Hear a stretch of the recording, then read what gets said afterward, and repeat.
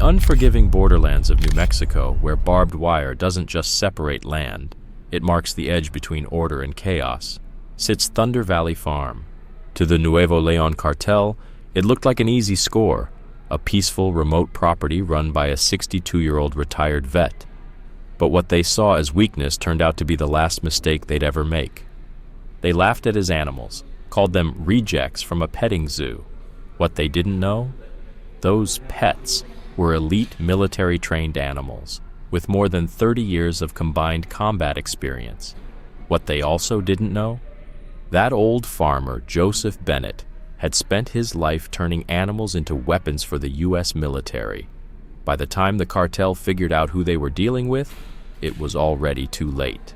This is the true story of how a retired canine trainer, his 3 battle-hardened Belgian Malinois, and 2 military-grade horses took down one of Mexico's most feared drug organizations. And when the dust settled that summer, it wasn't the FBI, Border Patrol, or tactical units who made the biggest drug bust in Luna Vista's history. It was one man and his so-called farm animals. Quick pause. Before we dive deeper, let us know in the comments, where in the world are you watching from?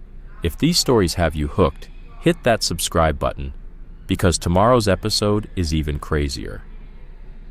As dawn breaks over Thunder Valley, the desert sky glows in gold and amber. Inside the kitchen, Joseph stands at the window with a coffee in hand. His face shows the years, but his eyes, still sharp. He sees everything. A rising dust trail catches his attention. Grabbing his binoculars, he spots a black SUV crawling down the border road. "Third time this week," he mutters, jotting a note in his worn-out logbook. His phone buzzes. It's Lauren, his daughter. "Dad, you seeing this?" "Yeah, black Escalade, another pass. That's the Nuevo Leon Cartel. They're moving north, taking over farms as distribution points. 3 properties hit last month." "Let 'em come," Joseph says. "All they'll see is an old man with pets." "Dad, I'm serious. These aren't small-time punks. They're organized, funded, and brutal." "So am I," he says quietly, setting down his mug. He steps out back and whistles low. From the kennels, 3 Malinois emerge: Ajax, Shadow, and Storm. Every movement is crisp, deliberate, military. Thunder and lightning. The horses watch from the paddock, alert and ready. Time for morning drills. The dogs snap into formation. Joseph barely moves. His commands are subtle: hand gestures, quiet whistles. Ajax weaves through the obstacle course. Shadow demonstrates silent approach tactics. Storm patrols the perimeter, eyes never resting. Then a dusty patrol car pulls in. Sheriff Andrew Cooper steps out, watching. "Still got 'em sharper than my deputies," he says. "Good thing they're not just farm dogs," Joseph replies with a smirk. The sheriff's face turns serious. "We've had visitors, smooth accents, expensive suits, fake IDs, asking about local farms. Let me guess. Agricultural investors." "Exactly. Ed Rodriguez's place was hit last night. No theft, just fences cut. They're probing." Joseph nods, his mind already working. He signals the dogs. Immediately, they stop and take defensive positions. "They'll test mine next." "You want a deputy posted out here?" "No. Better if they think I'm soft." "You're playing with fire, Joe." "I'm not playing. I'm waiting." As the sheriff drives off, Joseph goes about his day. To the untrained eye, it's business as usual, feeding livestock, fixing fences. But the way Ajax circles the perimeter, how Shadow melts into cover at every unfamiliar sound, how Storm monitors from high ground, this isn't farming. It's defense. The horses are no different. Thunder and lightning respond to gestures like trained soldiers. Every movement has intent. Mid-morning, a truck slows at the front gate. 2 men inside snap photos with their phones. Joseph doesn't even flinch, just keeps working the horses.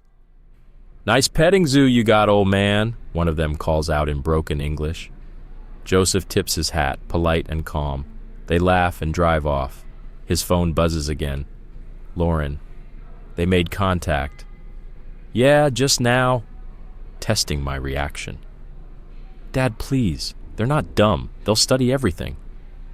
Good, he replies. Let them study. They'll see exactly what I want them to see. He ends the call. Storm's already moved into a concealed spot tracking the truck's path. Ajax and Shadow stand at the ready, motionless, focused. Almost time, boys, Joseph murmurs. As the sun sets, Joseph reviews his security footage. The SUV made 7 passes today. Different vehicles, same game. They're watching, testing, scanning for weak spots. He flips to thermal cameras. Nothing out of place. But Joseph knows better. He's been in this game too long. The cartel thinks they've found easy prey. They couldn't be more wrong. By nightfall, the animals had already taken up their positions, strategically placed around the property, seemingly random to the untrained eye, but offering full coverage of every possible approach. Thunder and lightning stood alert in their paddock, ears twitching, ready for anything. Joseph walked the perimeter, patting each dog gently, checking their tactical vests, gear that looked like regular padding unless you knew what to look for. Get some rest, boys, he murmured. Tomorrow's going to be interesting. But Joseph didn't sleep. Back inside, he went straight to his office, unlocked a metal cabinet, and pulled out a worn file folder. Inside, maps, satellite photos, field reports, everything Lauren had gathered on the Nuevo Leon cartel. He stared at a surveillance photo of one man in particular, Gabriel Jimenez, a mid-level cartel lieutenant. You think you found an easy target, Joseph muttered. Let's see how that plays out. Outside, Thunder Valley Farm looked peaceful under the moonlight. But beneath that calm, a silent, deadly network was already watching. The trap was set. Morning came with a subtle threat. Near the back fence, Joseph spotted fresh tire tracks. Someone had been there during the night. He crouched down to examine them, noting weight, direction, depth. Ajax appeared at his side, nose to the ground. The moment Ajax's body tensed, Joseph knew something wasn't right. The dog led him to a poorly hidden surveillance camera buried in some brush. Sloppy, Joseph muttered. Let's give him a show. He left the camera in place and spent the morning running simple drills with the animals. To an outsider, it looked like a farmer keeping his pets in shape. Nothing suspicious, nothing out of the ordinary. Just well-trained animals, and one old man. Around mid-morning, a familiar truck pulled into the driveway. Dr. Julia Thompson, the vet, one of the few people who actually knew the truth about the farm. How are our veterans today, she asked, pulling out her medical kit. Found a few new fans this morning, Joseph replied, showing her the tire tracks on his phone. Her smile faded. They're watching now, she said. At the kennels, Ajax stood perfectly still as Julia ran her hands across his frame. His posture was pure discipline. You know, she said, checking his teeth, most vets don't have to sign military NDAs just to treat farm animals. Most farm animals haven't done 3 tours in Afghanistan, Joseph replied. A black Escalade appeared on the road. Again. Neither Joseph nor Julia acknowledged it, but Storm had already moved, silent and unseen, tracking the vehicle from a concealed spot. They're getting closer, Julia said, moving to examine Shadow.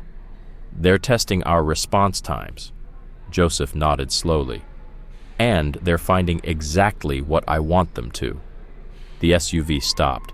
2 men stepped out, pretending to check their engine. But Joseph saw the disguised phones, the way the cameras were pointed. Julia finished with the dogs and moved on to Thunder and Lightning. Both horses stood still, trained and focused, but their eyes never left the strangers. Your animals are in perfect shape, she said loudly, playing along. Just regular farm horses and dogs, right? Just earning their keep, Joseph answered with a smile. A third figure joined the men, Diana Cruz. Joseph didn't know her name yet, but Lauren's call came in seconds later. Dad, the woman out there, that's Diana Cruz, cartel intelligence, ex-military, she's no joke.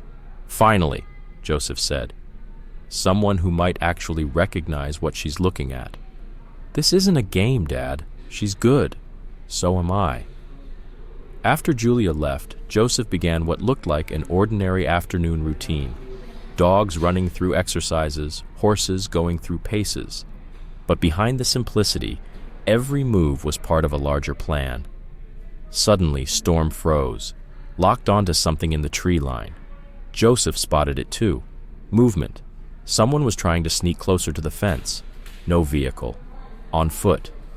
Probably young. Probably trying to prove himself. Joseph gave a single hand signal. Ajax and Shadow vanished into the brush without a sound. Thunder and lightning shifted positions, forming a natural visual barrier. The intruder crept closer, pulling out a pair of wire cutters, just as Shadow appeared behind him. Silent, motionless, eyes locked. The man turned and found himself face to face with a set of sharp, very real teeth. "I wouldn't," Joseph called out, casually riding up on Thunder. "He's not fond of strangers." The man froze. Ajax emerged, cutting off his retreat. Storm observed from above. Joseph looked every bit the part of a humble farmer. Except now, the trespasser stood surrounded by coordinated military animals, trapped. "Lose something?" Joseph asked. "My dog," the man stammered in a thick accent. "Ran away, I was looking. No dogs around here, just mine. And they don't take kindly to trespassers." The man backed off, hands up. Shadow and Ajax herded him back toward the road. "Tell your friends," Joseph said, his voice calm but cold. "My animals run security, and they're very, very good at their jobs." The man practically bolts toward the waiting Escalade. Diana Cruz watches him scramble, her expression unreadable, calculating. She knows what she just saw. That wasn't luck. That was training. Real training. As the vehicle speeds off into the distance, Joseph gives a quick hand signal. Instantly, the dogs fall back to their original positions, the horses resume grazing, and the farm looks like just another peaceful patch of desert again. A text buzzes on his phone. It's Lauren. "They'll be back. Counting on it," he replies. That evening, Joseph reviews the footage. Diana had spent nearly 3 hours watching the farm. She would have picked up on the small things, details only someone with military experience would catch. The dogs' precision, their formation, the way the horses shifted like chess pieces on a board. "Good," Joseph mutters. "Time they learned who they're messing with." Tonight isn't about playing the vulnerable farmer. Tonight is about sending a message. A quick break. If this story has you hooked, tap that subscribe button and let us know in the comments where you're watching from. These episodes take a lot of time to create, and your support means everything. Pre-dawn darkness settles over Thunder Valley Farm when the first silent alarm trips, only detectable to Joseph and his animals. 3 figures are moving along the eastern fence line. This time, they're not amateurs. No clumsy footsteps, no obvious gear. These guys are pros. Joseph watches through his thermal scope. Well-equipped, good spacing, clean movement. Yeah, Diana trained these ones. He leans down to Ajax. "Let's show him what real training looks like." A single gesture. Shadow melts into the brush. Storm takes position. Thunder and lightning remain in the paddock, still as statues, but alert. The intruders reach the fence. They cut it quickly, precisely, using specialized tools. They think they've found a blind spot. Joseph lets them think that for exactly 45 seconds. His phone buzzes. It's Lauren whispering. Movement at Rodriguez's place, too. They're hitting multiple farms tonight. Edward? Deputies are with him. But Dad, they sent their top guys to you. Good. The intruders approach the first outbuilding. Joseph triggers the response. A series of soft whistles, inaudible from a distance, sets the trap in motion. Shadow appears first, gliding through the dark like smoke. The first man spins, reaching for a weapon, but Ajax is already flanking. Storm holds the high ground, blocking escape. From the paddock, Thunder starts moving. Joseph riding him casually toward the scene, lightning trailing just behind. "Evening, folks," Joseph calls out in a calm, steady tone. "Bit late for a farm tour, don't you think?" The 3 intruders freeze. They know exactly what's happening. The formation, the angles, the precision. This isn't farm security. This is a full-on tactical trap. "Estos no son perros de graña," one of them mutters. "They're not," Joseph replies in perfect Spanish. "And neither am I." Headlights appear on the road. The black Escalade returns. This time, Diana Cruz steps out, her eyes sharp. taking in the entire situation. She's not surprised, but she's definitely impressed. "Mr. Bennett," she calls out. "I hope my colleagues aren't disturbing your evening." "Not at all," he says. "My dogs enjoy the exercise." She steps closer, stopping just outside the threat radius. Her gaze sweeps across the scene, taking in the dog's positioning, the horse's stance, Joseph's own posture. "Beautiful animals," she says. "Belgian Malinois, military trained, I assume, Afghanistan, Iraq?" "Both," Joseph nods. "Different tours." "And the horses?" "Cavalry program. But I think you already knew that, Miss Cruz." She smiles, barely. "You've been well briefed." "So have you, just not well enough." Her tone shifts. "Our organization has a business proposition for you." "Not interested." "You haven't heard it yet?" "Don't need to." Joseph nods toward the intruders. "Your three friends can leave the way they came. I'd rather not have to repair that fence again." Diana pauses, recalculating. "You're making a mistake." "So are you," Joseph replies. "You're professionals. So are we." The three men begin backing away slowly, weapons still holstered. They know one wrong move and the dogs will take them down in seconds. "This isn't over," Diana says. "I know," Joseph nods. "Tell Mr. Jimenez when he makes his next move, remember something." She raises an eyebrow. "What's that?" "These animals don't just look dangerous. They've seen combat, and so have I." Diana doesn't respond. She turns and walks back to the Escalade. The others follow. As they drive off, Joseph gives another series of silent hand signals. The dogs remain on alert, scanning the perimeter, watching for a second wave. His phone buzzes again. "Lauren, that was too easy. They were testing your limits." Joseph, "I know. Next time, they'll come with a plan." "We can get the FBI involved. Surveillance, backup." "No, let them think I'm alone. It's better that way." As dawn breaks, Joseph is already repairing the fence. Edward Rodriguez pulls up in his truck, face tight with worry. "They hit my south pasture last night. Spooked the cattle. Deputies ran them off, but they'll be back, Joe. This isn't cattle rustling anymore. These guys are funded, coordinated." "I know," Joseph says quietly. "Keep your family close. It's only going to escalate from here." After Edward leaves, Joseph walks the property, dogs at his side. Morning light reveals fresh tire tracks and a few shell casings left behind at the surveillance post. "They're studying us now," he tells the animals. "Really studying us. Time to show them what we can do." The dogs move into new positions. Silent, invisible, deadly. Thunder Valley Farm may still look quiet from the outside, but it's no longer just a farm. It's a fortress. Combat formations disguised as simple patrol routes. The horses move with silent coordination, their military training more obvious with every step. Tonight was just the start. The cartel now understands one thing clearly. They're not up against amateurs. Thunder Valley Farm isn't a vulnerable outpost.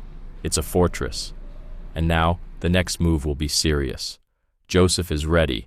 The trap is set. Let them come. The morning air is thick with dust as Sheriff Cooper's patrol car speeds up the gravel drive. He jumps out, jaw tight, eyes grim.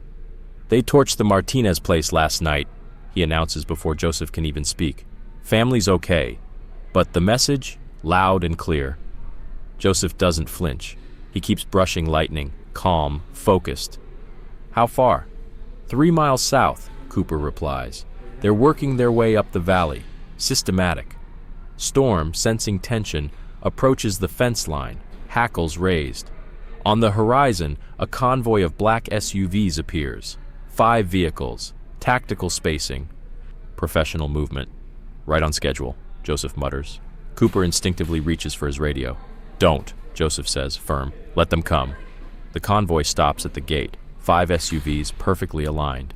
From the central vehicle, Gabriel Jimenez steps out, dressed like he's heading into a board meeting, not a battlefield.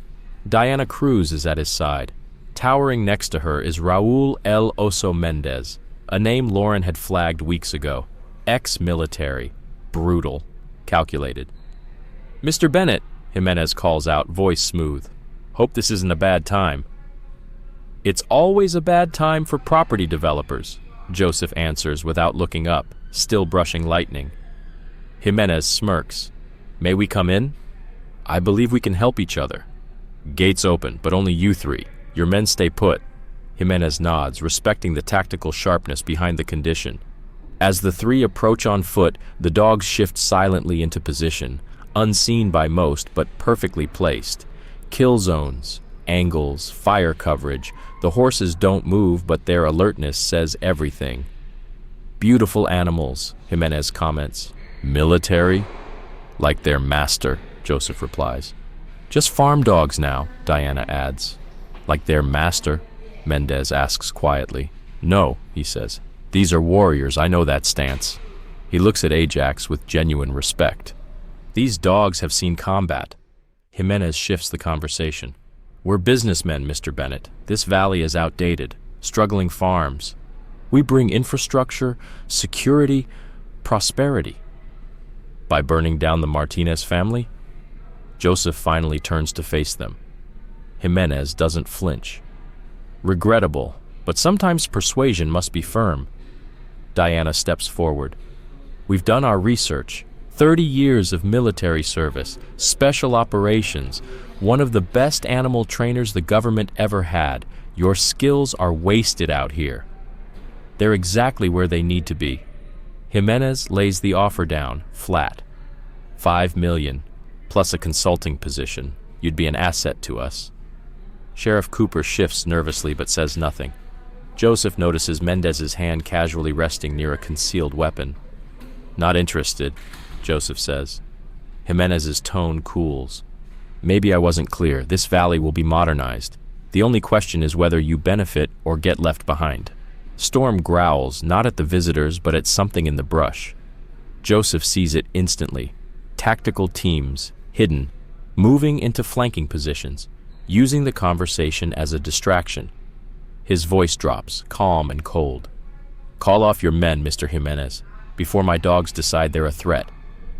Jimenez blinks, surprised. Diana tilts her head, impressed. How did you...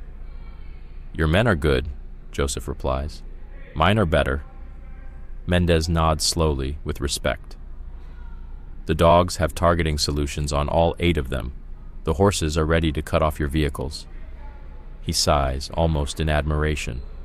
This isn't a farm, it's a fire base. Jimenez offers one final play. $5 million, and safety for you and your daughter. Joseph's face hardens. Leave my daughter out of this. Lauren Bennett, FBI, getting too close to our operations. Dangerous work for someone so... young.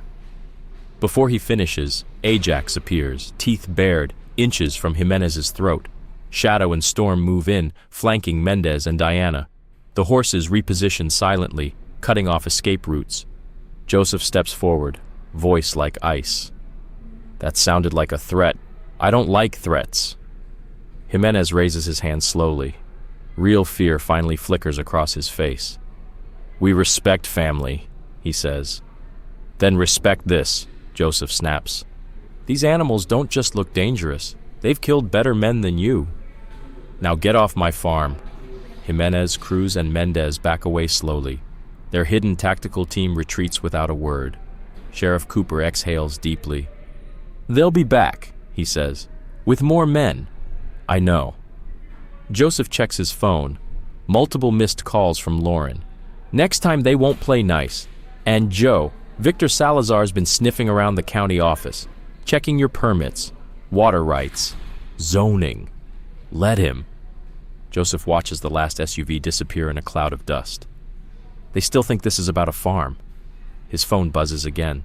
Lauren's voice is tight with urgency. Dad, we've got bigger problems. Jimenez isn't just trying to take the valley. He's building something. Something big. How big? Big enough you need to see it yourself. I'm on my way. Joseph lowers his phone and gives the all clear. The dogs stay alert. The horses remain poised. They all sense it. This quiet, uneasy moment before everything ignites. Thunder Valley Farm has just become ground zero. As the sun bleeds red across the sky, Lauren pulls up. Her face says everything. She steps out, escorted by Ajax, standard protocol now, even for family. Inside, she spreads a thick folder of satellite images across the kitchen table. "They're not just taking farms, Dad," she says quietly. "They're building an empire." "They're building an empire," Lauren says, laying out the images across the kitchen table. Satellite photos show construction sites all across northern Mexico, each one placed with surgical precision along known smuggling routes. Joseph leans over the images, his eyes narrowing. "These aren't just distribution hubs," he says. "No," Lauren replies, pulling out official documents. "Look at the blueprints, approved last week by Victor Salazar. County paperwork, stamped and legal. But the specs are anything but normal. Massive agricultural processing facilities stretching across the valley." Joseph's jaw clenches as he reads. "These aren't processing plants. They're fortresses," Lauren confirms. "Underground storage, reinforced walls, surveillance systems built into the architecture. They're designing a network that makes border enforcement irrelevant." A sharp whistle pierces the moment. Storm signal. Joseph and Lauren move to the window instantly. "Doctor." Julia Thompson's truck barrels up the driveway, erratic, off course. Joseph's eyes narrow. "Something's wrong." The truck screeches to a stop. Julia stumbles out, barely able to stand. Ajax and Shadow spring into defensive formation, while Joseph and Lauren rush to her. "The water!" she gasps. "Check your water supply." Joseph doesn't hesitate. A single hand signal sends the dogs sprinting toward the main tank. "They tried to poison your animals," Julia says, accepting Lauren's support as they help her inside. "I found traces in Edward Rodriguez's cattle troughs. I came straight here." "Smart move," Lauren nods. Joseph grabs his testing kit and runs to the tank. Storm watches the perimeter, ever vigilant. "Found it," Joseph calls. "Trace compounds in the main line. Clean work. Too clean." "I've got a hazmat team on standby," Lauren says. "If they hit the water, they've either got someone inside the utility district or they own someone there." Before Joseph can reply, his phone lights up. Edward Rodriguez. "Joe, they're here. Dozens of them." "They're taking the cattle." Gunfire explodes through the call. Joseph's already in motion. "Lauren, get your tactical team to Rodriguez's ranch now." "What about you?" Joseph's answer comes with 3 sharp whistles. Thunder and lightning appear at full speed, already tacked and ready. The dogs snap into a familiar assault formation, one they've practiced hundreds of times but never deployed. "Dad, wait for backup." But Joseph's already mounted. His movements smooth, practiced. Decades of experience in every breath. They want to see what these animals can really do? Let's show them. He rides out. The dogs disappear into the shadows. Lightning follows at full speed. Lauren watches him go, then lifts the radio.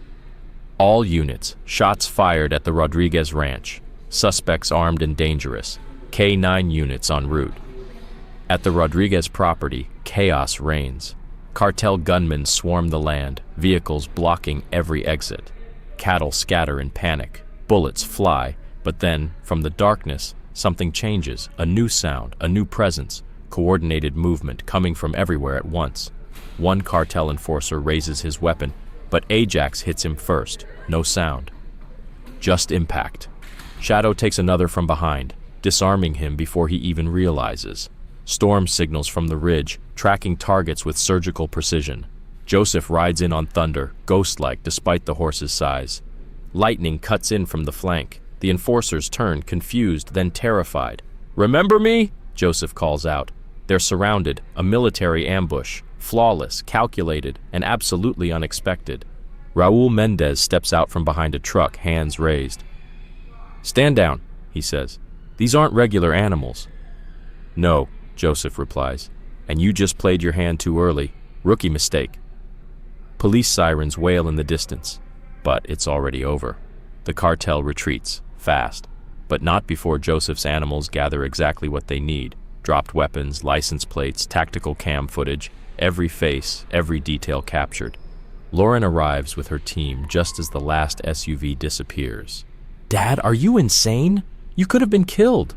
"Wasn't alone," Joseph says, patting Thunder's neck. "Never am." Inside the Rodriguez home, the family emerges, rattled but alive. Bullet holes line the walls. Shell casings cover the floor, but they're safe.